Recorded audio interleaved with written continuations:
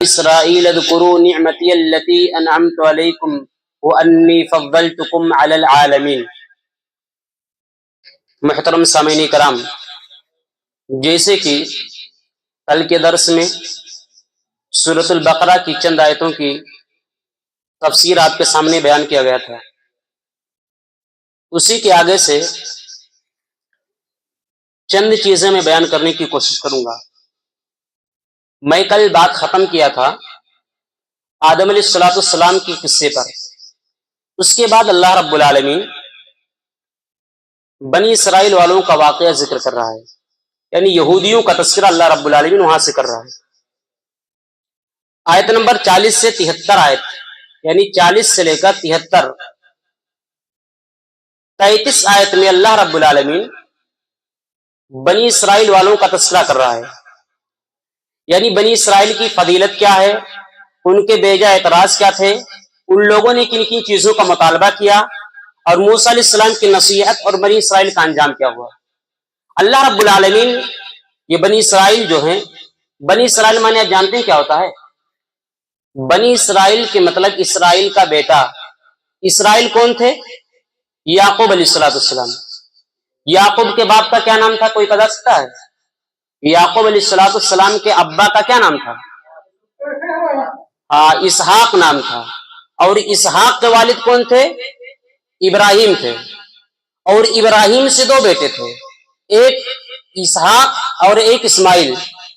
اور اسحاق کے بیٹے یعقوب، یعقوب کے بیٹے یوسف علیہ السلام۔ جتنے انبیاء کا تذکرہ ہوا ہے انہی سے وہ کڑی چلی ہے۔ تو یعقوب علیہ السلام سے کئی خاندان، کئی قبیلے نکلے تھے، یعنی یعقوب علیہ السلام کے 12 بیٹے تھے، جن میں سے ایک کا نام یوسف علیہ السلام تھا، یہ بھی نبی تھے۔ ان کے بعد 11 بیٹے اور ان کے تھے۔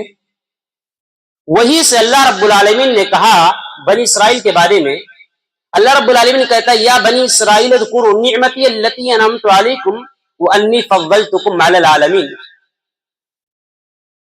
کہ بنی اسرائیل کے بیٹو، تم لوگ اس نعمت کو یاد کرو جو اللہ رب العالمین نے تم پر کیا تھا۔ یہ اتنی چہیتی قوم تھی اللہ رب العالمین کی، بہت محبوب قوم تھے، بہت پسندیدہ لوگ یہ تھے۔ اللہ رب العالمین نے کہا وَأَنِّي فَضَّلْتُكُمْ عَلَى الْعَالَمِينَ، میں نے پوری جہان والوں پر ان کو فضیلت دی تھی، بہت قریب تھے اللہ رب العالمین سے۔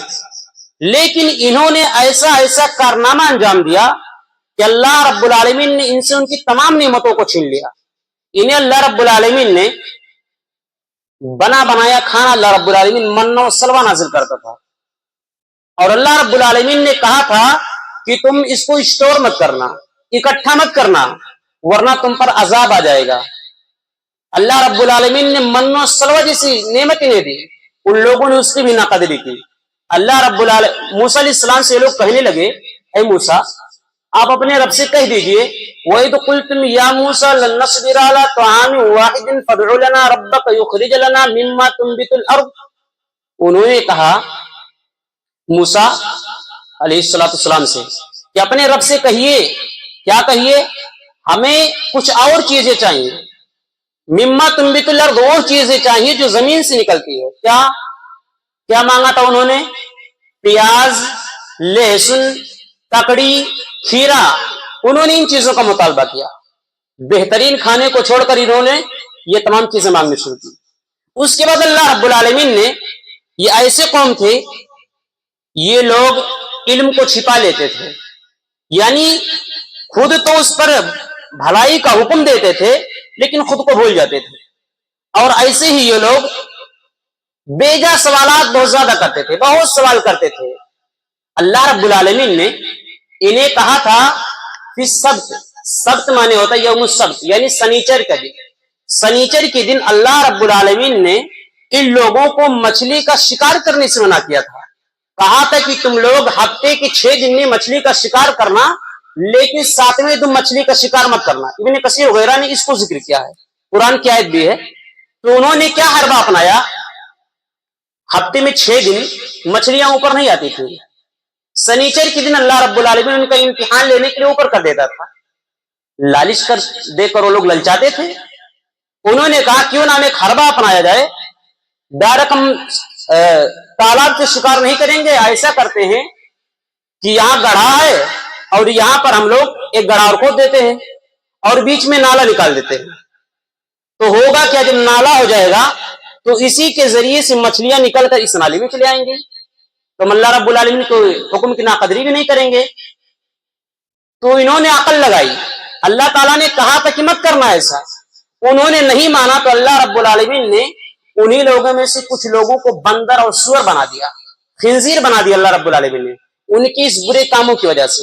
اس کے بعد اللہ رب العالمین گائے کا تذکرہ کر رہا ہے، اسی وجہ سے اس سورت کا نام سورۃ البقرہ کا نام گائے پڑا، یعنی سورۃ البقرہ، کیونکہ گائے کا قصہ یہاں ہے۔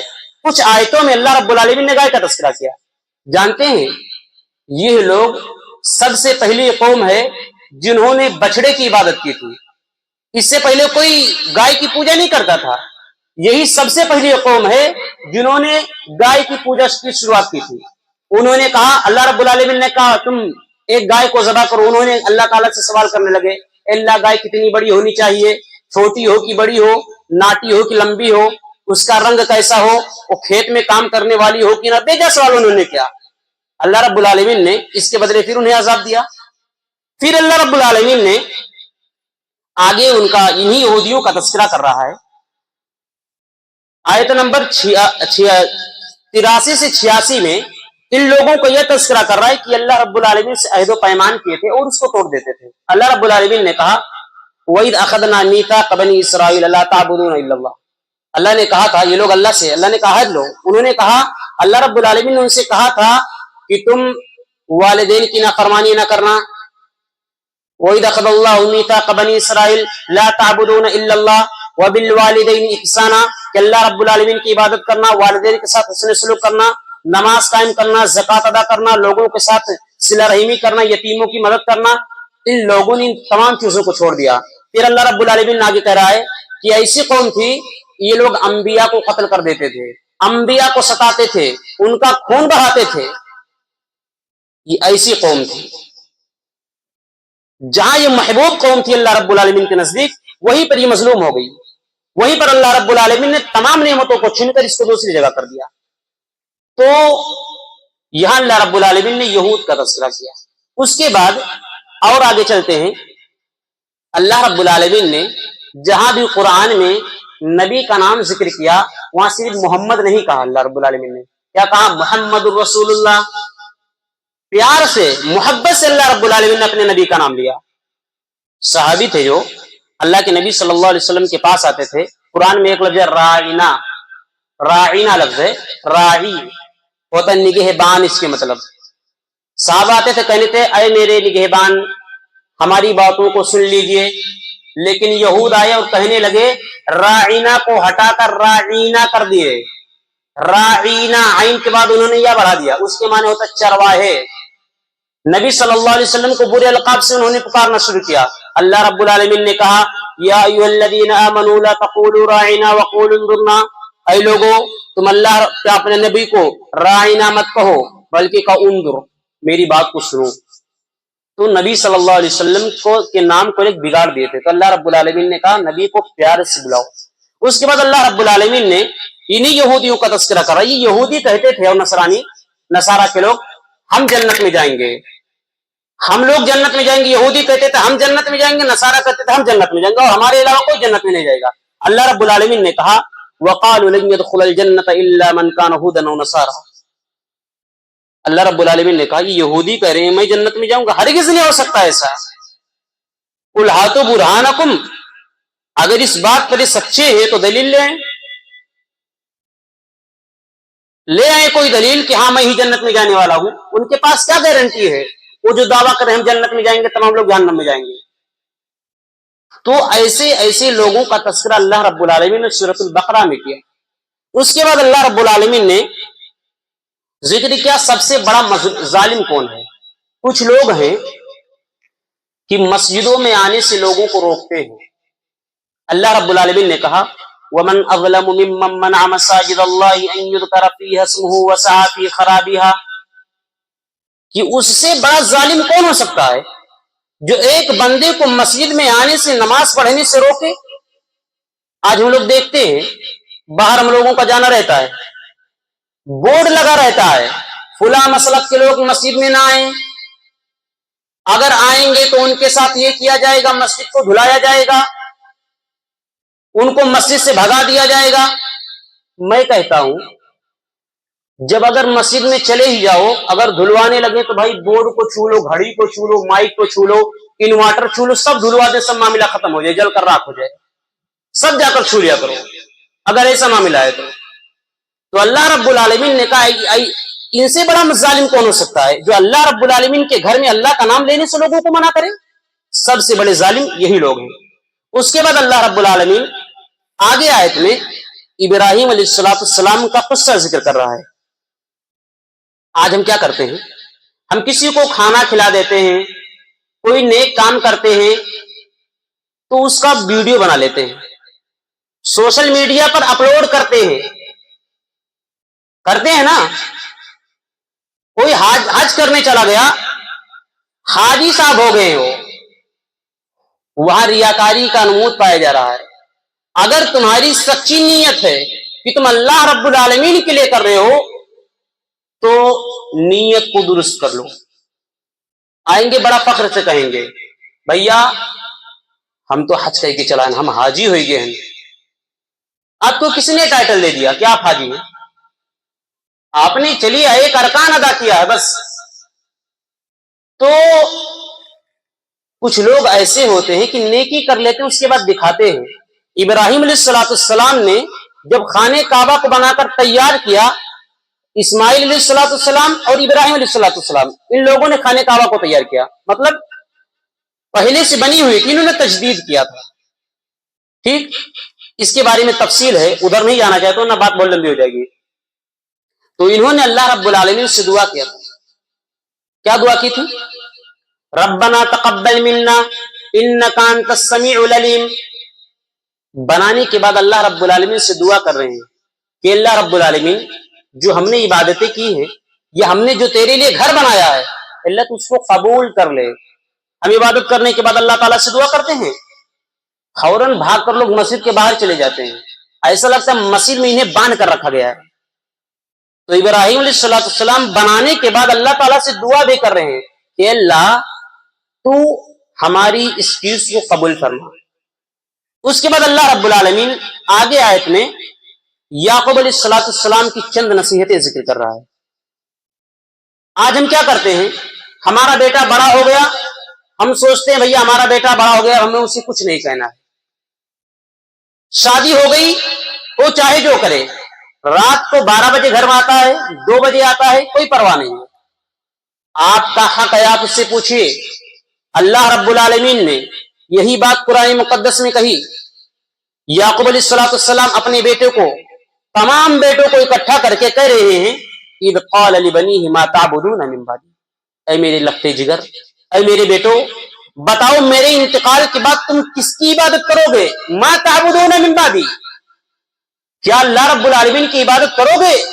किस चीज की तुम लोग इबादत करोगे? बेटों ने जवाब दिया, क़ालू नअबुदु इलाहका व इलाह आबाई इब्राहीम व इस्माईल व इसहाक़ इलाहन वाहिद व नहनु लहू मुस्लिमून। ऐ मेरे अब्बू जान, आप परेशान मत होइए, हम अपने बाप दादा के रास्ते पर ही चलेंगे, इब्राहिम के रास्ते पे, इसहाक के रास्ते पे, इस्माइल के रास्ते पे चलेंगे। हम उन्हीं की, जो जिन लोगों की इबादत वो करते थे, उन्हीं की इबादत हम भी करेंगे। आज कितने लोग अपने बच्चों को कहते हैं नमाज पढ़ने के लिए? आज कौन अपने बच्चों को अकीदा सिखाता है? आज कौन अपने बच्चों को दीन सिखाता है? मेरे भाइयों,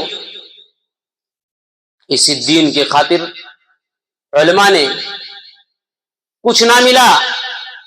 इमाम बुखारी के बारे में आता है, खजूर खाते खाते और इल्म सीखते सीखते पेशाब के रास्ते से खून आने लगा था।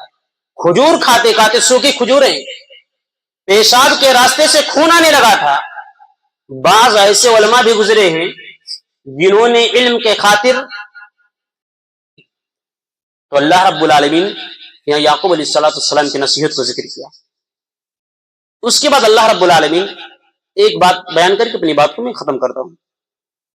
उसके बाद अल्लाह रब्बुल आलमीन ने दूसरे पारे में यहूदियों का फिर तज़किरा किया। क्या कहा? सयक़ूलु सुफ़हाउ मिनन नास, ये बेवकूफ लोग, अल्लाह रब्बुल आलमीन ने यहूदियों को बेवकूफ कहा है, हम उसको क्या कहते हैं, सबसे इंटेलिजेंट वही लोग हैं, पूरी दुनिया की कंट्रोल उन्हीं के हाथ में है, सबसे पावरफुल यहूदी लोग हैं लेकिन दीन के एतबार से नहीं है। अल्लाह रब्बुल आलमीन ने उतने बेवकूफ कहा, ये लोग बेवकूफ है, बेवकूफ, इनके कर्मों की वजह से, इनके करतूतों की वजह से। तो इसमें चंद पॉइंट मैंने आपके सामने जिक्र किया। पहली चीज यहूद का तस्करा, उन्होंने अल्लाह रब्बुल आलमीन से जो अहद पैमान लिया था, ऐसे ही नबी को मोहब्बत से बुलाया जाए, प्यार से बुलाया जाए। ऐसे ही एक चीज यहां चौथी चीज जो जिक्र की गई कि यहूदी लोग अपने आप और नसारा जो थे अपने आप को कहते थे कि हम ही जन्नत में जाएंगे, हमारे अलावा कोई जन्नत में नहीं जा सकता है। ऐसे ही मस्जिद से नहीं रोका जाए, किसी को नमाज पढ़ने के लिए आए तो नमाज उसे अदा करने दी जाए।